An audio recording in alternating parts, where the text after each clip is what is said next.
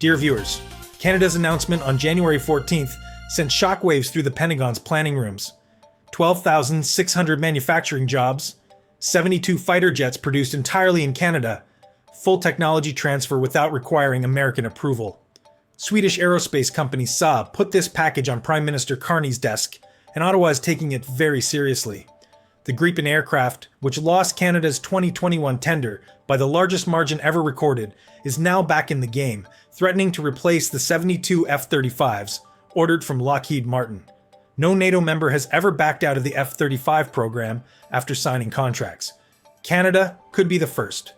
The immediate trigger was Trump's 35% tariffs and his repeated suggestions that Canada should become America's 51st state. But the underlying shift is deeper. The Carney government is questioning whether defense procurement should serve military capability or industrial sovereignty. And the answer they are considering will fundamentally change the North American air defense alliance that has been built over more than 70 years. The path to this decision has been anything but straight. In 2010, Ottawa announced plans to buy 65 F-35s without competitive tender. Political backlash erupted immediately over cost transparency and strategic fit. By 2014, the entire program returned to review. Nearly a decade of studies, debates, and delays followed. Then in 2023, Canada formally selected the F-35, A Lightning II again, committing to 88 aircraft, in what officials called the most significant defense procurement in Canadian history. First 16 jets scheduled for delivery starting this year, with remainder arriving through 2032. The decision was framed as settled and final. That certainty lasted barely 18 months. As trade relations deteriorated under Trump, defense policy suddenly became entangled with sovereignty questions. Trump's 25% tariff proposal on Canadian goods sent shockwaves through industries. His public comments suggesting Canada should become 51st American state sparked outrage and hardened attitudes toward Washington dependence. The turning point arrived June 2025, when Auditor General Karen Hogan released findings that fundamentally altered public understanding of F-35 costs. The widely cited $19 billion price tag excluded infrastructure upgrades, advanced weapons, and initial operating expenses. Real figure was $27.7 billion. Over full program lifecycle, Hogan warned costs could reach $33 billion. That represented 75% increase over original parliamentary estimates. The numbers confirmed long-standing fears that true costs had been systematically understated. With those figures now public, Ottawa faced renewed pressure to justify whether F-35 remained best option available. Questions shifted from performance alone to value, control, and long-term dependency. That created opening for Saab. The Swedish firm never fully disengaged after losing 2021 competition. Behind scenes, maintained relationships with Canadian officials, positioning as alternative should doubts resurface. Those ties became visible August 2025 when Canada and Sweden signed defense cooperation framework focused on Arctic security. Timing was deliberate. Arctic has grown central to Canadian defense strategy as Russia and China expand regional presence. Saab highlighted Gripen's design origins in Sweden's harsh northern environment. But company's pitch went beyond specifications. Saab pledged to assemble every Gripen E in Canada with full technology transfer, allowing Canadian technicians to maintain, modify, upgrade jets without foreign approval. According to Saab, program would create 12,600 jobs across aerospace sector. Industry Minister Melanie Joly publicly stated Canada needed to demand more from military procurement spending, confirming discussions underway about Canadian Gripen assembly. She framed defense purchases as tools for domestic growth rather than purely military transactions. The mechanics of Saab's proposal reveal sophisticated understanding of Canada's political vulnerabilities in 2026. Start with the employment promise. 12,600 jobs is not abstract number. That figure represents assembly facilities in Ontario and Quebec, pan-Canadian supplier networks, and manufacturing centers producing Carson aircraft for both Canadian use and export markets. GlobalEye surveillance aircraft built in partnership with Bombardier using Global 6500 business jet as base platform. Saab has pointed to external demand, including Ukraine, expressing interest in more than 100 Gripen aircraft and potential GlobalEye customers in Egypt, France, Germany. This positions Canada not just as buyer, but as manufacturing hub for broader international market. That industrial logic carries enormous political weight in Carney's government, which campaigned explicitly on reducing American economic dependence. Compare this to F-35 procurement model. Lockheed Martin promises $15 billion in Canadian contracts if full 88 aircraft order maintained. But those contracts are distributed across existing American supply chains, with Canadian firms serving as subcontractors rather than primary manufacturers. Final assembly occurs in Fort Worth, Texas. Systems integration happens at American facilities. Canadian involvement remains subordinate to American industrial architecture. Saab offers inversion of that relationship. Canadian facilities would perform final assembly, testing, systems integration. Technology transfer includes source code access, allowing Canadian engineers to modify software without Pentagon approval. Maintenance and upgrades happen domestically rather than requiring American authorization for every change. This is fundamental difference in operational autonomy. Consider what that means for long-term capability management. F-35 depends on continuous software updates managed by Pentagon Joint Program Office. That office controls maintenance systems, upgrade pathways, and critically, the aircraft source code. With exception of Israel, no buyer receives access to that code. This creates dependency unseen in previous fighter generations.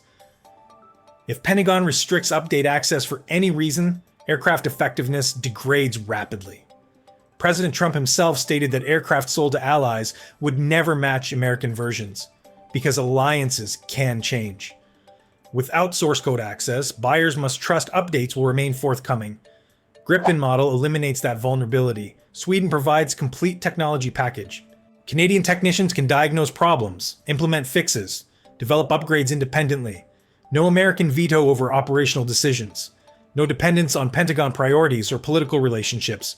True operational sovereignty. But examine the military capability trade-off. December 2025 saw Radio Canada publish leaked evaluation documents from 2021 Future Fighter Capability Project. Numbers were devastating for Gripen. Out of possible 60 points, F-35 scored 57.1, while Gripen scored 19.8. On mission effectiveness, F-35 achieved 97%, compared with 22% for Gripen. On long-term upgrade potential across aircraft lifecycle, F-35 received perfect 100%, while Gripen reached only 28%. These were not marginal differences. They represented fundamental capability gap as assessed by Canada's own military evaluators. Senior Royal Canadian Air Force figures responded publicly. Retired Lieutenant General Yvon Blondair emphasized any aircraft chosen would carry Canadian pilots into combat, particularly in Arctic environment facing advanced threats from Russia and China. Survival depends on overwhelming technological superiority. Major General Chris McKenna stated bluntly that Canada required absolute overmatch, not compromise. He warned force built around 16 F-35s, supplemented by undefined number of Gripens, would fail to deliver deterrent power provided by full fleet of 88 stealth fighters. That reality prompted warnings from industry leaders. Bombardier CEO Eric Martel cautioned that withdrawing from F-35 could trigger consequences for Canadian firms holding contracts with American government. Bombardier alone maintains 2 such contracts for liaison and surveillance platforms.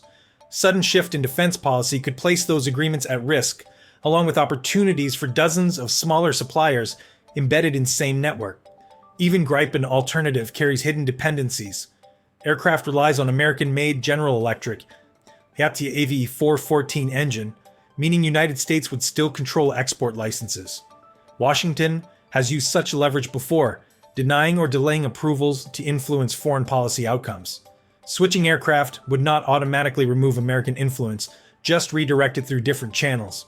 The compromise idea now circulating is accepting delivery of first 16 F-35s, already paid, for then filling remainder of fleet with Canadian-built Gripens. On paper, this balances alliance commitments with industrial autonomy. In practice, it creates operational nightmare.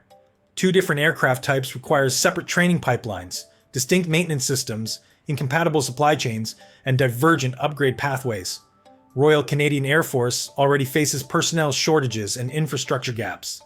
Adding second aircraft type compounds those challenges exponentially while reducing fleet effectiveness below either pure option.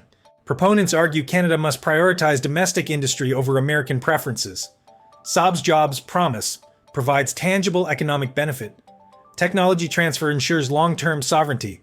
Gripen's proven reliability in harsh climates makes it suitable for Arctic operations. A mixed fleet concept allows gradual transition while maintaining F-35 capabilities during critical period.